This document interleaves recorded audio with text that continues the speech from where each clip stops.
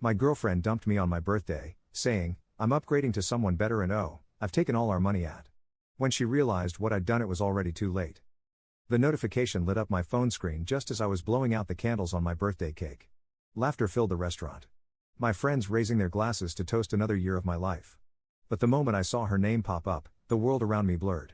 My name is Chris, and at 39, I have received the most ruthless message in history. Hey, Chris. I just wanted to be upfront with you. I found someone better, someone younger, hotter, and, honestly, an upgrade. I transferred our money into my personal account.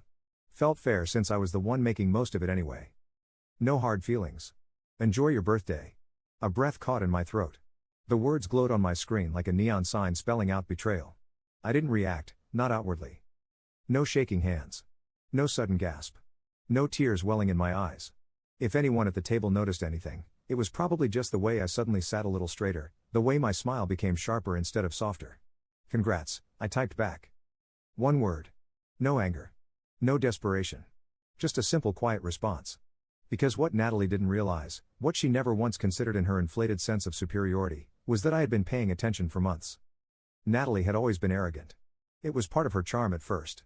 The confidence, the smooth talk, the way she could make anything sound like it was her idea even when it wasn't. But then things started changing. The sudden late nights at work, even though her company didn't require overtime. The way her phone was always face down, the way she'd roll her eyes when I mentioned future plans, as if I was naive for even thinking we had a future in the money. At first, it was little things. Her Venmo payment suddenly becoming delayed, a sudden concern over shared expenses when she used to cover dinner without hesitation. Then the big red flag, last month, she suggested we move our shared savings to an account under her name. It's just easier that way, she had said with that dismissive wave of her hand. I'm better with money, babe. I'll make sure we're set. I smiled, nodded, even let her believe she had convinced me. That same afternoon, I walked into my bank and opened a new account. I didn't drain our joint savings, not completely. That would have been too obvious. Instead, I withdrew just enough over time that she wouldn't notice. I moved my portion into the new account, leaving behind just enough to keep up appearances. And now on my birthday, I knew exactly what had happened. Natalie thought she had won. She thought she had taken everything and left me with nothing, except she was about to learn the hard way just how wrong she was. An hour after her text, my phone buzzed again. This time from a mutual friend, Chris. I don't know how to say this, but Natalie just hard launched her new boyfriend on Instagram. She literally posted, "The glow up is real, out with the old, in with the new. I am fuming for you." I clicked the link. Sure enough, there she was, posing in a luxury hotel suite, arm wrapped around a man who couldn't have been older than 22. Long legs, perfect hair, the kind of effortless beauty that made people do double takes. Mark. The same Mark she had told me was just a friend. The same Mark she had sworn was annoying and immature. And yet there he was wrapped around her like a prize she had just won. The comments were ruthless. Okay, queen. Big upgrade. Damn, girl upgraded from economy to first class. RIP to the ex. He must be crying. Oh, how wrong they were. I wasn't crying. I was waiting. Natalie believed she had outsmarted me. She assumed I would do what every man in her past had done, break down, beg for closure, spiral into heartbreak. But the thing about arrogant women is that they always underestimate the men they betray. She had forgotten whose name was on the lease of our apartment. She had forgotten whose credit card she had been using for the last 6 months. She had forgotten that I was the one who had built our savings, while she had only ever contributed in words, not numbers. I stared at my phone, at the texts, at the photos, at the comments that were meant to humiliate me, and I smiled. Natalie had made the first move, but I was about to make the last one. Natalie believed she had already won. She thought she had taken the money, the power, and the upper hand. But what she had really done was set herself up for a fall so spectacular, even she wouldn't see it coming. The first domino would tip over in 3, 2, 1. The first thing I did when I got home, I changed the locks. Natalie had never bothered putting her name on the lease. It had always been my apartment, my responsibility, my name on every official document. Babe, why do all that paperwork? You're way better at that stuff than I am, she had said when we moved in. And now that laziness would cost her. The landlord had no problem when I called to have the locks changed. You're the only one on the lease, Chris. You can do whatever you want. By midnight, Natalie no longer had a home to come back to. At 1 a.m., I got the first sign that reality was beginning to sink in. A single text from Natalie. Hey. Super weird, but I think my key isn't working. Can you let me in? I let the message sit. Read, but unanswered. 15 minutes later, another one. Chris? What's going on? I need to grab some of my stuff. I still said nothing. Because Natalie's stuff, the dresses, the jewelry, the shoes she spent a fortune on but never took care of, everything she had left behind was already packed in trash bags and sitting in the hallway outside. When she tried to enter her old life, she would find herself standing outside a locked door, staring at her belongings like a stranger on the curb. But this was just the beginning. At 8 a.m. the next morning, I made a call to our bank. "Hi. I need to report fraudulent activity on my joint account." The customer service rep's voice was polite but firm. "What kind of fraudulent activity, sir?" I took a deep breath, ready to say the words that would flip Natalie's world upside down. "Money was withdrawn without my permission, and I have text message proof that my ex took the funds maliciously." Pause. "Then, would you be able to forward those messages to our fraud department?" "Of course. Happy to." I sent the proof within minutes. By 9:30 a.m., Natalie's personal bank account, the one she so proudly transferred all our money into, was frozen pending an investigation. The next text from Natalie came right on schedule. "Chris, WTF, did you do? My bank account is locked. I can't access anything." I sipped my morning coffee before replying. "Weird. Maybe you should call your bank?" She called. And what a call that must have been. I imagine the moment the representative explained that her account was frozen due to a fraud complaint, that she wouldn't have access to a single cent until the matter was resolved, that the funds she had stolen weren't as safely tucked away as she had thought. I imagine the slow realization washing over her, that her grand upgrade wasn't going as planned, that Mark's luxury vacation dreams had just crashed and burned, and that I was not the fool she had thought I was. Natalie had booked a rental car for her trip with Mark, a flashy convertible, because, of course, she did. I knew this because I had seen the confirmation email pop up on our shared iPad weeks ago. And guess what credit card she had used? Mine. She had stupidly left the card details saved in the system, thinking I wouldn't notice. So at 10 a.m., I made my second phone call of the day. "Hi. I need to report an unauthorized transaction on my credit card." By noon, the rental car was cancelled. And just like that, Natalie and Mark had no ride to their supposed better life. At exactly 12:17 p.m., my phone rang. "Natalie," I let it go to voicemail. A minute later, another call. Then another. By the fifth attempt, I finally picked up. "Chris. You need to fix this. My bank is frozen. My rental is cancelled. My stuff is in trash bags outside the apartment. You've made your point. Okay?" I smiled, twirling my coffee spoon between my fingers. "Oh, Natalie. I haven't even started." Natalie was unraveling. I could hear it in her voice, see it in her texts, feel it in her desperation, but I wasn't done yet, not by a long shot, because what's the point of revenge if the person who betrayed you doesn't fully understand the depth of their mistake? I was going to make sure Natalie felt every bit of the consequences she had brought upon herself. And the best part? She still had no idea just how deep the trap had been set.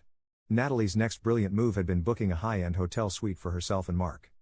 5-star luxury, ocean views, private balcony, a fantasy trip meant to be the cherry on top of her upgrade to a better life. Too bad she didn't pay attention to the fine print, because when she transferred all our money into her personal account and that account got frozen for fraud, the pending hotel charges bounced. At exactly 3 p.m., Natalie and Mark arrived at the hotel dressed for a vacation they could no longer afford. I wish I could have seen her face when the receptionist politely told her, "I'm sorry, ma'am, but your payment was declined. And, unfortunately, we've had to release your reservation." Mark must have been thrilled, because half an hour later, my phone buzzed with an unknown number. I already knew who it was. I answered, keeping my voice light. "Hello?" A second of silence.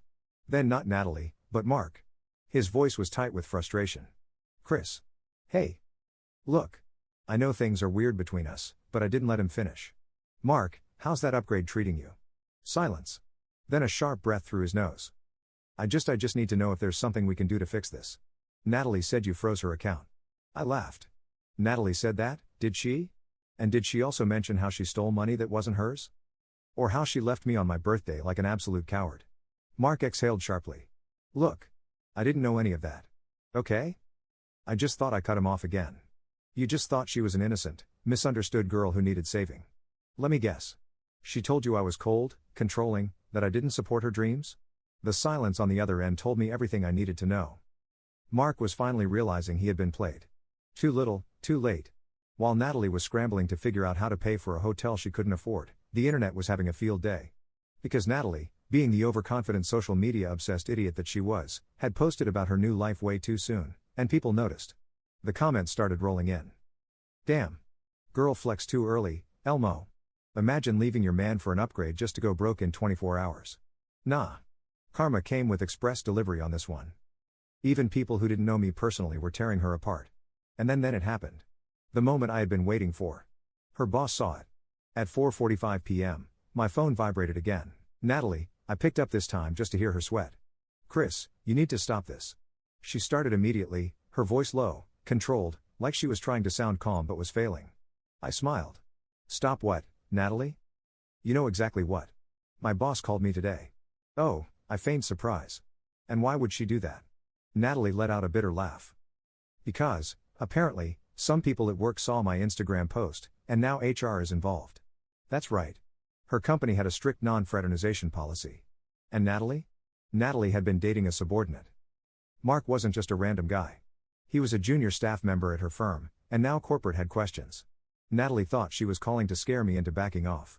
She still didn't understand how completely she had already lost, so I decided to spell it out for her. Natalie, let's get something straight. I didn't do anything to you. You did this to yourself.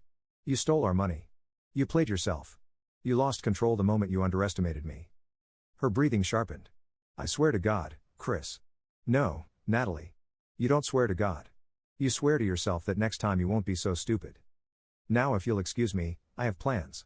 Enjoy your better life if you can still afford it. And with that, I hung up. Her calls kept coming. I never answered. Natalie was losing control. Everything she had so confidently taken for herself was slipping through her fingers like sand. No money, no hotel, no car, no apartment, and now no job security either. But Natalie, she wasn't the type to go down quietly. No. She was the kind of woman who would set herself on fire just to feel like she was still in control, which meant the next thing she did was the dumbest move of all. At 9 a.m. the next morning, I woke up to a knock at my door. Not a text. Not a call. A knock. Through the peephole, I saw a uniform. Chris Walker? The officer asked as I opened the door. I kept my face calm. Yes. That's me. Is there a problem? We received a report about stolen property. Your ex-girlfriend, Natalie Carter, claims that you've unlawfully kept items that belong to her. I almost laughed out loud. Did she now? She specifically mentioned some designer bags, a laptop, and a few dresses. I stepped aside, gesturing to the hallway where Natalie's trash-bagged belongings still sat. Everything she left behind is right there untouched. She's welcome to take it if she actually comes to get it herself. The officer glanced at the bags. So you haven't prevented her from accessing her property? Nope. But I have prevented her from accessing my apartment, my money, and my life. Is that a crime? The officer smirked. Not at all, sir. Sounds like a civil matter, not a criminal one. We'll be closing this complaint. And just like that, Natalie's pathetic attempt to intimidate me through law enforcement failed. Strike one. 2 hours later, my phone buzzed again. A call from a familiar number, Mark. I considered ignoring it, but curiosity won. Hello? I answered, keeping my tone light. Chris, I need to know the truth. Mark's voice came through tight with frustration. How much of this did you plan? Plan? I repeated, feigning confusion. What exactly are you accusing me of, Mark? Oh, don't play dumb. Natalie's broke. Her job is on the line. Her accounts are frozen, and now she's crashing at my place like some homeless ex-sorority girl. This isn't just bad luck. You did something. I smiled, swirling my coffee. Mark, let me ask you something. Did Natalie ever tell you why she and I shared that bank account? Silence. Did she ever mention whose name is on the apartment lease or how she's been living off my credit cards for months? More silence. Then softly, almost bitterly, no. She said you owed her that money, that you were controlling, that you'd never let her have any independence. I let out a short laugh. So she convinced you that stealing from me was just her taking back control? Classic. Mark exhaled sharply. God, I was such an idiot. I didn't argue because, yeah, he kinda was. The final nail in Natalie's coffin came 3 days later. Her company officially fired her, not just because of the workplace relationship scandal, though that was bad enough, but because HR had reviewed her expense reports. Turns out, Natalie had been reimbursing herself for fake business dinners. She'd even expensed hotel stays, ones that I hadn't even discovered yet. Her arrogance wasn't just personal. It was professional suicide. And now Natalie was truly left with nothing. The very last time Natalie ever contacted me was 1 week later. Her name popped up on my screen, but instead of rejecting it, I answered. I wanted to hear it. Chris? She started, her voice hollow. You win. I didn't say anything. I let the words hang between us. Natalie sighed. I don't get it. You didn't even try to get back at me. You didn't scream. You didn't fight. You just let everything collapse around me. I took a deep breath, then finally answered. Natalie, you did all of this to yourself. I didn't have to fight you. I just had to watch you destroy yourself. Silence. Then quietly, I messed up, I smiled. Yeah. You did. And then I hung up. I blocked her number, and I never looked back. Natalie was gone, blocked, erased, a ghost in my past. And yet, the ripples of her destruction were still spreading. Not that I cared. I had already moved on. But Natalie was learning the hard way that when you build your life on lies and arrogance, there's nothing left when it all crumbles. It didn't take long for word to spread about Natalie's downfall. Her old friends, they turned on her faster than she could say upgrade. Her co-workers? They had already seen the warning signs before she was fired. And her family? Well, that's where things got really interesting. Because one afternoon, I got a text from an unexpected number. It was Natalie's mother, Laura. I hesitated before opening it, but curiosity won. Laura, Chris, I know you don't owe me anything, but can we talk? I stared at the message for a moment, then I typed back. Me, depends. Are you about to blame me for your daughter's life falling apart? Her reply came instantly. Laura, number, I need to know the truth. She won't tell me anything, and all I hear are pieces of the story from other people. That was interesting. Because if her own mother wasn't defending her anymore, it meant Natalie's charm had officially run out. I agreed to meet her for coffee, not because I cared about Natalie, but because I wanted to see how much damage she had done to herself. When I walked into the cafe, Laura looked exhausted, like she had aged 5 years in just a few weeks. Thank you for meeting me, she said, stirring her tea absent-mindedly. I need to understand how this happened. I shrugged. Your daughter overplayed her hand. She thought she was untouchable. She thought she was smarter than me. Laura sighed. She told us you were controlling, that you tried to ruin her. I laughed, shaking my head. Tell me, Laura, what does controlling mean to Natalie? Because as far as I can tell, it means not letting her get away with everything she wants. She didn't argue. In fact, she looked guilty. We spoiled her, she admitted. We always bailed her out when she screwed up.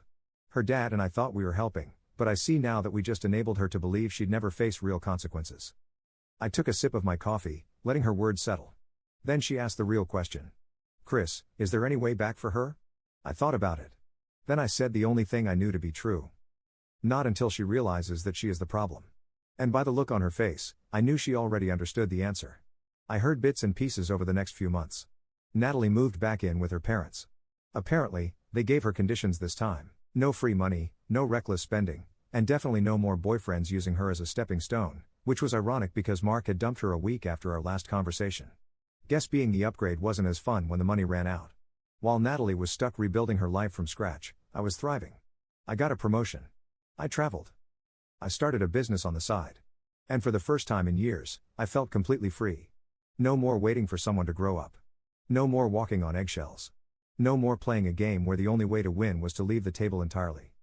One day, nearly a year later, I got a message request on social media. I almost ignored it, but then I saw the name. Natalie. Curiosity got the best of me. I clicked. Chris. Hey. I know it's been a long time. I just wanted to say I'm sorry. I screwed up. I should have treated you better. I don't expect anything, but I wanted you to know that. I stared at the message for a long moment, then I deleted it unanswered. Because some apologies? They come far too late. Natalie was nothing but a distant memory now, a lesson, a cautionary tale, a reminder of everything I would never tolerate again. While she was still trying to crawl her way out of the hole she dug for herself, my life was only getting better. And the best part? I didn't just survive her betrayal. I thrived because of it. A year had passed since that awful birthday, since the laughable text message where Natalie declared she was upgrading her life at my expense. And yet, when I looked at where we both ended up, it was clear who had really won because this was my reality now. My career had skyrocketed. That side business I started, it took off. Turns out, when you remove a financial leech from your life, your bank account thrives. I found love again. A real mature, respectful relationship. Someone who didn't need to tear me down just to feel like a woman. I traveled the world. While Natalie was stuck in her parents' basement, I was exploring cities, trying new foods, and finally living for myself. I didn't need revenge because my success spoke for itself. But life has a funny way of wrapping up loose ends. It happened at a mutual friend's wedding. I almost didn't go, but something told me this was going to be worth it. And I was right. Because the moment I walked in, I saw her. Natalie slumped at a table in the corner, nursing a cheap wine, looking nothing like the woman who once thought she was too good for me. Her once carefully styled hair, unkempt. Her expensive dresses, now replaced by an ill-fitting cocktail dress. Her signature confidence, gone. I almost felt bad for her, almost, until our eyes met, and I saw it. Regret. The kind of regret that settles deep in your bones when you realize you traded gold for tinfoil. I gave her a small, polite smile. Then I turned back to my date, the beautiful, successful woman sitting beside me, the one who actually respected me, and I let Natalie watch me move on. Later that night, she finally gathered the nerve to approach me. I saw her coming, but I pretended not to notice until she cleared her throat. Chris. Hey. I turned, giving her a polite disinterested glance. Natalie. She shifted awkwardly. You look good? I smirked. I know. Her lips pressed into a thin line. I guess you heard about everything. My job, Mark, all of it. I nodded. Yep. She let out a short bitter laugh. Guess you're pretty happy about how things turned out. I tilted my head, considering my answer. Then I said, no, Natalie. I don't think about you enough to be happy or unhappy about it. And that was the truth. Her face fell. I'm sorry, Chris, for everything. I wish I could take it back. I sighed, swirling the champagne in my glass. You don't get it, do you? She frowned. Get what? I smiled. I don't need your apology. I never did. Because the second you walked away, you set me free. And now? I gestured to the beautiful life I had built. I have everything I ever wanted. And you? I let my gaze flicker over her worn-down appearance. Well, you have exactly what you deserve. Her jaw clenched, but she had nothing left to say. Because deep down, she knew I was right. As I walked away, I felt lighter than I ever had before. Natalie had been a part of my life once, but that's all she would ever be. A past mistake, a lesson learned. And the most ironic part, she once thought that leaving me would be her greatest success. But in reality, it was mine because I had won the only battle that ever mattered. The battle to live well, love better, and never settle for less again.